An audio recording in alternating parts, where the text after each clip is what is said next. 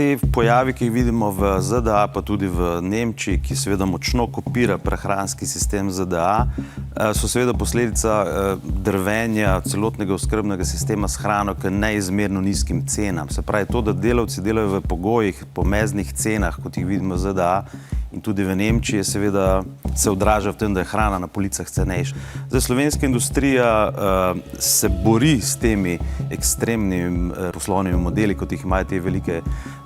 industrije, vendar seveda tega ne zmore, zato so slovenski izdelki še zmeraj tudi v industriji proizvedeni, v živilskih podjetjih proizvedeni, bistveno manj agresivno proizvedeni, tovrstnih tveganj je manj, ampak to za sabo potegne višje stroške, ki so v tem primeru pa verjetno kljub vsemu strani kupcev sprejemljivi. Se pravi, če ti kupuješ izdelke slovenske proizvodnje, z zelo veliko verjetnostjo posegaš po izdelki, ki so